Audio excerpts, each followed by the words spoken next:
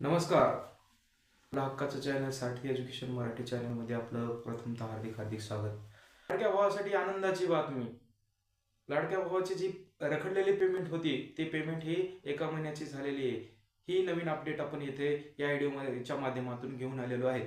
पुढील राहिलेली पेमेंट कधी होईल, कधी होणार आहे हे जाणून घेण्यासाठी हा व्हिडिओ शेवटपर्यंत नक्कीच पहा. मुख्यमंत्री युवा कार्य प्रशिक्षण योजना जी की पहिल्यांदा 6 महिने होते आणि त्याच्यानंतर एक्सटेन्शन होऊन 5 महिन्यामध्ये त्याचं एक्सटेन्शन झालेलं होतं. आणि आता ह्या पाठीमागच्या 3 महिन्याची सप्टेंबर, ऑक्टोबर आणि नोव्हेंबर महिन्याची ही पेमेंट आपली रखडलेली होती. ही पेमेंटचं बजेट तर येऊन पडलेलं होतं, परंतु पेमेंट ही वेळेवर केलेली नव्हती आणि ही 3 महिन्याची पेमेंट ही पेंडिंगमध्ये पडलेली होती.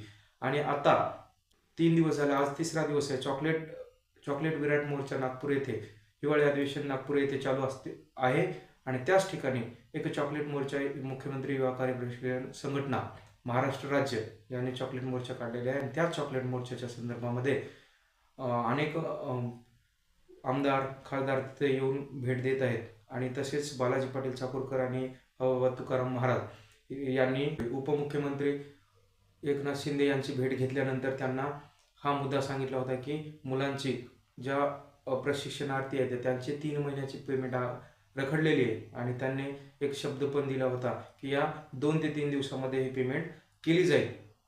आणि आता कालच्या डेटमध्ये पूर्ण प्रशिक्षणार्थ्यांची एका महिन्याची पेमेंट म्हणजे सप्टेंबर महिन्याची पेमेंट ही आपल्या अकाउंटमध्ये पडलेली आहे.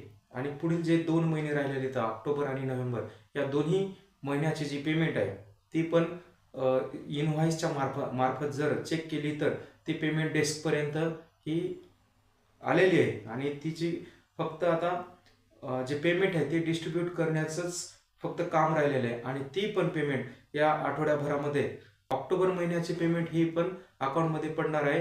फक्त जे नोव्हेंबर महिन्याची जी पेमेंट राहिलेली आहे त्याचं टॅब आणखी चालू झालं नाही, अटेंडन्स त्याच्यामध्ये आपण सबमिट केलेली नाही. आणि ते टॅब जेव्हा सुरू होईल तेव्हा नोव्हेंबर महिन्याची अटेंडन्स त्याच्यामध्ये सबमिट केली जाईल. आणि सबमिट केल्यानंतर वेगवेगळ्या डेस्कद्वारे पंचायत समितीमार्फत पंचायत समितीमधून पुढं वेगवेगळ्या डेस्कला ते पेमेंटचं स्टेटस जाईल, ते अटेंडन्स आपली जाईल आणि त्या स्तरावरती त्याला सँक्शन मिळेल. आणि पुढं पेमेंट डेस्कपर्यंत गेल्यानंतर ही पेमेंट नंतर होईल नोव्हेंबरची. पण जी ऑक्टोबरची जी पेमेंट राहिलेली आहे त्या ऑक्टोबरच्या पेमेंटचं जे अटेंडन्स आहे ते पेमेंट डेस्कपर्यंत गेलेलं आहे. म्हणून ह्या आठवड्याभरामध्ये आपल्याला पाहायला मिळेल की ऑक्टोबरमधली पण पेमेंट पडली असेल. पण जी नोव्हेंबरची पेमेंट आहे त्या नोव्हेंबरच्या पेमेंटला पण मात्र एक 15 ते 20 दिवस लागू शकतात, कारण की त्याचे आणखीन हे अटेंडन्स सबमिटच झालेलं नाही. जेव्हा हे सबमिट होईल तेव्हा हे पेमेंट होईल.